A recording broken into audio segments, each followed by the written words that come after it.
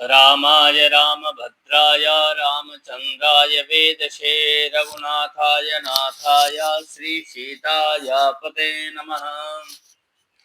आज का विषय है तुलसी ग्रहण विचार। तुलसी जी को पूजा के लिए कब उतारा जाए और कैसे उतारा जाए, इसका विशेष ध्यान रखना चाहिए। शास्त्रों में लिखा गया है, स्नात्वा तुलसीम छित्त्वा या पूजाम कुरुते नरः सोपराधी भवे सत्यम तत्सर्वम निष्फलम भवेत्।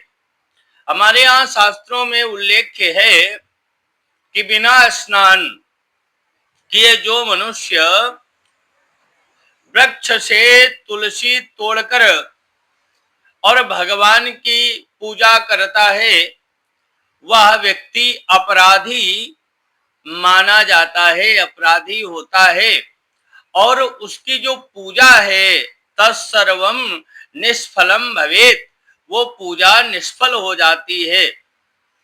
अतः मनुष्य को स्नान करके ही और वृक्ष से तुलसी पत्र का चयन करना चाहिए, इसका विशेष ध्यान रखना चाहिए। और बताया गया है कि जब आप तुलसी पत्र वृक्ष से उतारे उस समय तुलस्यामृत जन्मासी सतत्वाम केशव प्रियः केशवार्थम चिनोमि त्वाम वरद भव शोभने। अर्थात प्रार्थना करनी चाहिए तुलसी माता से कि हे तुलसी, तुम अमृत जन्मा हो और सदैव तुम भगवान केशव, भगवान नारायण, भगवान अच्युत और भगवान विष्णु की प्रिया हो।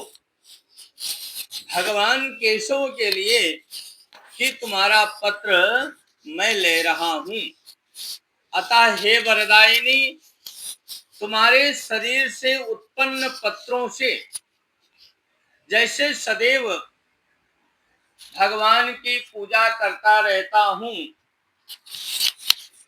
वैसे ही आप हम पर कृपा करो। हे तुलसी माँ, कली के पाप नाश करने वाली हो, ऐसा बोलते हुए तुलसी पत्र का संचय करके जो मनुष्य भगवान की पूजा करता है उसे अधिक फल की प्राप्ति होती है। संक्रांति, द्वादशी, अमावस्या, पूर्णिमा, रविवार और संध्या के समय तुलसी तोड़ना निषिद्ध माना गया है। यदि विशेष आवश्यक हो तो ये मंत्र बोलकर आप तुलसी पत्र उतार सकते हैं। बोलना चाहिए, त्वदंग संभवेन त्वाम पूजयामि यथा हरिम तथा नाशय विघ्नम में ततो यान्ति परांगतिम। ऐसा बोलते हुए तुलसी पत्रों का संचय हमको करना चाहिए और तुलसी पत्र किसी पात्र में ही रखना चाहिए। आप उसको लाकर और पृथ्वी पर तुलसी पत्र नहीं रखना चाहिए। कोई पात्र हो, कटोरी इत्यादि हो, उसी पात्र में रखना चाहिए। तुलसी संचय करते समय इन बातों का विशेष ध्यान रखना चाहिए।